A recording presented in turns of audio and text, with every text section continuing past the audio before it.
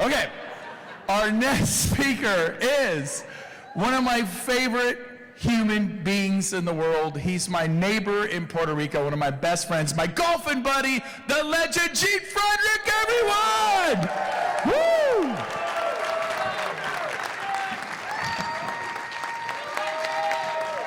Woo, come on, give it to him.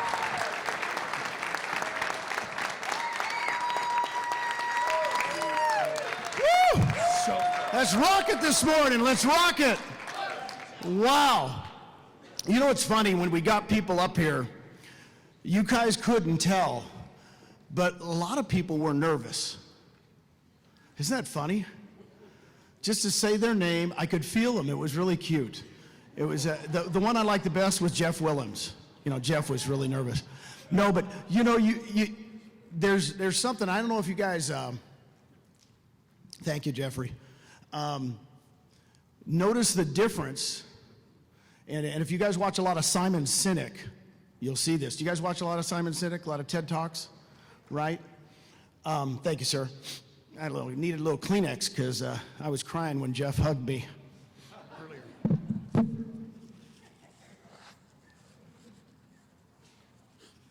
Just what Sheila was saying yesterday. They would ask Olympians. Now, Olympians are special, aren't they? Because they've waited 4 years to do what? Compete. I mean, all their lives for that one time. And they would ask the Olympians, were you nervous? And what would they say? No. And the person interviewing them was always shocked. What do you mean, no? You got to be nervous. You spent 4 years building up this. They go, no. I'm excited. So in your brain, the same sweaty palms, the same nervous pitter-patter that I felt up here when I hugged someone, I could feel them. They were nervous or they were excited. Okay, what I want you to do for the rest of your life, this will change the way you take this home and implement it in your business. See, a lot of you people are coming up here and you got great notes. You take notes. You say, I'm going to do this. But you're nervous to do it. For some reason, there's a fear. I want you to take that and just say, I'm excited. I'm excited to call the top producer in my area and get rejected. No, seriously, I want you in your mind to say, I'm excited. Okay? Can you guys change that? Let's say it all together. Say, what are you going to say? I'm excited. Louder. I'm excited. That's it. It's the first question I ask everybody on my Zoom calls now. If you guys do Zooms with me, Leo Robos, about 8 a day. Hey, Don Yoakum, can I ask you a question? What excites you about EXP? That's what I ask. What excites you about EXP? See, you guys are asking the wrong questions. You're asking questions like, well, why don't you come? Are you really that stupid? No, I hear you guys, because you don't shut up when you get me on a three-way call, by the way. You should really shut up. You know, that's the gene I got. You know, that's the gene because I'm the gene. I like that. I don't need an extra gene. I am the gene. You guys talk way too much. You get nervous. You get nervous, and instead of turning it into excitement, you get fearful, and you wonder, am I going to say the right thing? What am I supposed to say? What am I supposed to do? Stop being nervous. Start being excited, okay? Will you guys promise me that? Take that home and implement it, all right? All righty, let's start with is there slides here? Is it the green button? Green button. I thought James had it down. The green button in the middle or the top? Okay. All right. 2006. I'm at the Masters. Now, for golfing buddies, the Masters, the pinnacle. If you've never been to the Masters golf tournament, you do not have to be a golfer to appreciate how well it's run. I'm just telling you, go to the Masters once in your life and just walk on that holy ground. So I'm at the Masters in 2006. I get a phone call from my wife. Isn't it weird that sometimes I kind of felt like she was going to call me? Have you ever had that, guys or women? I felt something was wrong. She had been to her normal whatever you guys call it, mammogram thing. I'm a guy. I don't even know what they do. I still don't know what girls do. So anyway, in 2006, she calls me. She says, something came up. Ruined my whole trip. Right? Got on a plane. Screw the Masters. Are you kidding? You found something? 2006. This is 15 years ago. Exactly this month. All of a sudden, we go to the exam, and what do they call the person that looks at the x-rays and finds everything? What's that one called? Yeah, okay, I know that one. Okay. We meet that person, and they said, here's what we found. And I recommend that you use Dr. Hampy. Now write that down, Dr. Hampy, Hampy. It's like Campy, but with the H. And out of the blue, the person that diagnosed her said, you should use Dr. Hampy. He's the best breast surgeon in the whole state of Texas. Might be #1 in the nation. No one better. Never heard of Dr. Hampy before. We go on our journey. Right? These are fun days, aren't they? Day after day of examinations, right? I've never been through this. We're seeing doctor, nurse. We'd go into the front desk, and it was funny, Jeff. We would go in, and we'd hand them our material, and they'd go, at the front desk, they'd go, oh, you're using Dr. Hampy. This is the front desk person. How do they know Dr. Hampy? I said, do you know him? No, never met him. I heard he's the best breast surgeon in all of Texas. Wow. Go to the next examination. Susan's getting checked out. You're using Dr. Hampy. I said, yeah, what's the deal? Oh, I heard his wife works with him. I said, have you ever met him? No. But I heard his wife and him work together. I think that's so cool. Huh. I heard he's the best breast cancer surgeon in all of Texas. Time after time. I'm telling you, Jeff, clerk after clerk, nurse after nurse, doctor after doctor proclaimed Dr. Hampy to be the #1 surgeon in Texas. Wow. I've never met the guy. Now, guess what happens with realtors? They like to tell you to get other opinions. My wife and I were running the second largest office for Keller Williams in the nation. We are very open people, and Susan had no shy thing telling people, hey, something's going on. I might be having a problem. Well, every realtor in town said, oh, no, you got to talk to this surgeon. You got to get with this surgeon. You better get a second opinion. Better get a fourth opinion, because I got news for you, right? I love realtors, don't you? They love giving you all their opinions. So here comes the day. I want you to write this down because it's very important. 6 o'clock on a Monday. Write it down. 6 p.m. on a Monday. We're going to meet the famous Dr. Hampy. By now, I'm envisioning about 6'7", maybe 6'8", tall, blonde. I'm just envisioning this guy. I've never seen him. I've never pulled him up. He's 5'7". His wife meets us at 6 o'clock and says, welcome.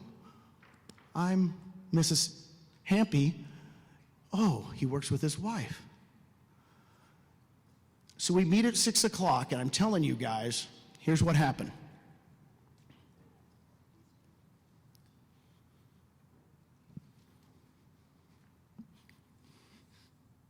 He took out a piece of paper and a pen, and he drew 2 breasts.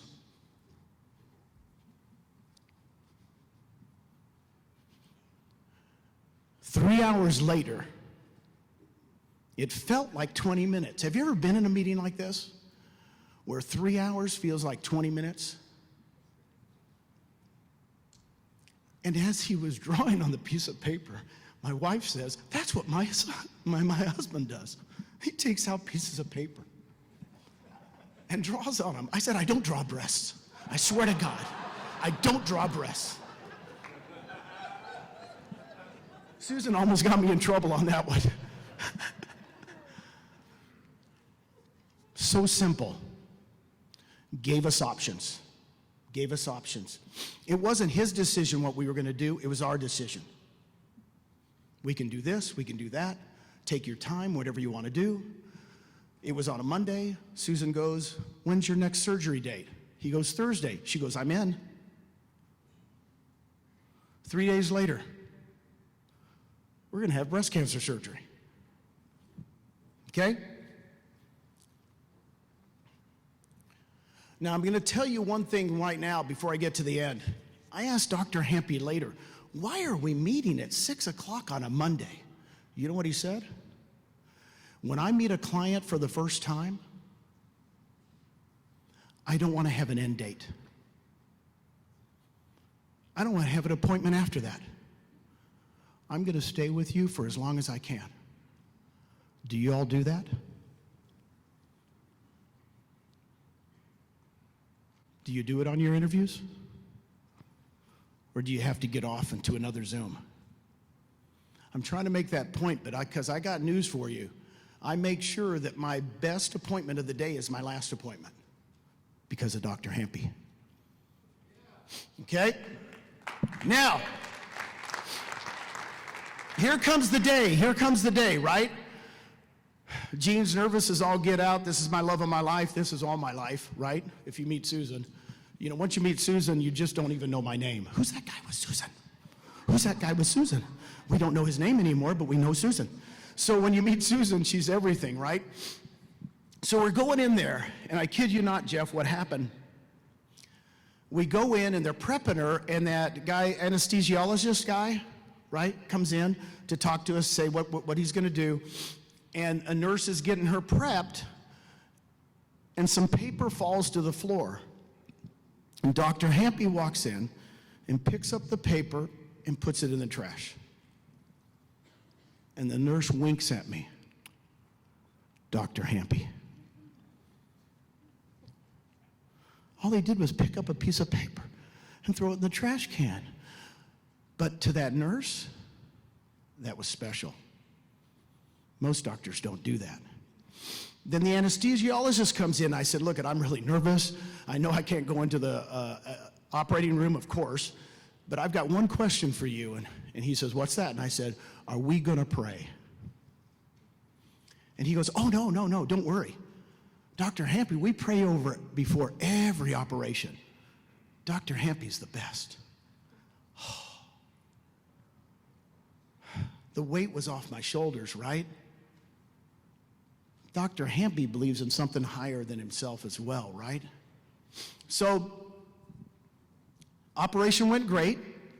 Towards the end, Dr. Hampy comes out to talk to me twice, right? A 4-hour operation. Comes and says, Gene, everything's going great. Everything's fine. She's doing awesome. Boom, boom, boom. I'm going, phew, phew, phew. And one of my dear friends, I was by myself for 4 hours. At the end, a good friend of mine, one of the agents from our office, came by to keep me company. So I'm glad she was there because she witnessed this. He goes, you can now go back and see her. Now, guys, have you seen too many medical stuff? I know I have. You know, I'm about ready to see after a 4-hour operation, there's going to be tubes everywhere. There's going to be stuff, you know, she's going to be groggy. She's really not going to be able to talk because of all the drugs, right? Isn't that what you're thinking? So we turn the corner. I swear to God, guys, this is on. I turn the corner and open up the door, and about 20 feet from me, sitting up in bed, was Susan. She was just sitting there. No drugs, no nothing. The nurse looks, and I go, the nurse is with her. I said, what's this? And she goes, Dr. Hampy. All his patients are like this. And the nurse literally looks at me and she goes, if I break my toe, Dr. Hampy's doing the surgery. True story. And he goes, he's the best surgeon I know. I go to Susan. Susan, we're team leaders for Keller Williams. She's leaving a voicemail for everybody in the office. Hey guys, I'm doing great. I'm feeling good. Fine. I'll see you when I get out of here. Boom, boom, boom. That was in the voicemail days, right? So let's think about this, right? What'd you guys learn from this story? Let's go over it. I can't even read this. Do the little things that others won't do. The picking up the piece of paper. I didn't think that was a big deal, but guess what? It spreads. The little things you do in life all your life, all of a sudden, people remember it, don't you think? Do the little things, would you? The first meeting with a new client should have no time restrictions. I did my meetings 10 o'clock, 1 o'clock, 3 o'clock for only 20 years. 10 o'clock, 1 o'clock, 3 o'clock. I thought 2 hours was good enough. If I couldn't get done in 2 hours, but the 3 o'clock one was always the very best one of the day. It would have been Jeff and Marcy. It would have been Brent Gove. It would have been Sheila. I would have had the one that, or James. My last one would have been, I want to make sure I don't have any restrictions. This is really key. The napkin presentations. How many people, raise your hands if you have a scratch of paper from me? Look at this. You keep them, don't you? Forever. Make your presentations personal. You guys want to put it all on, I don't know, what is it called? What is this called stuff? I don't know. You guys want to make it flow like a personal, I'll tell you what, man. Don't make it so sterile. Okay? Pray. This is probably the most important, just so you know, because I got news for you. After Sheila's talk, I mean, you know, I see her walking the beach every morning. You know, we're in Puerto Rico together. I got to wake up at 4:30 to catch her on the doggone beach. Okay? Follow up. Follow up, when he came out twice to say hi to me, that was, you know, that was like, wow. The Dr. Hampy's following up with me.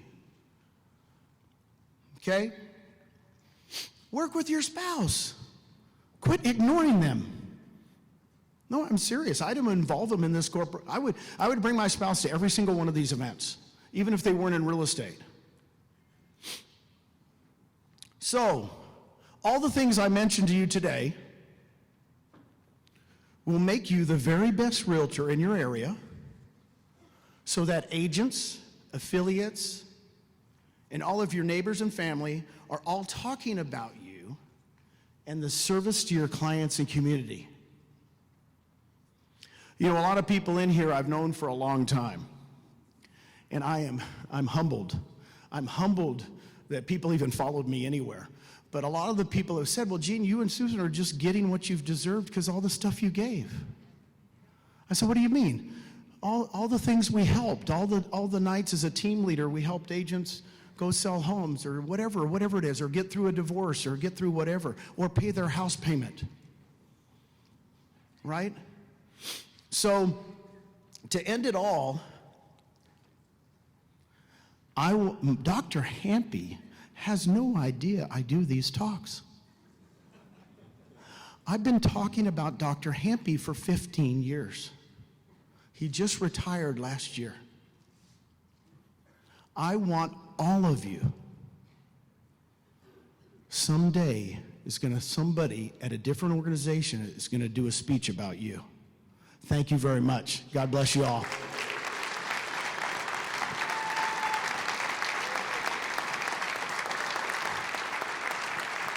Great job.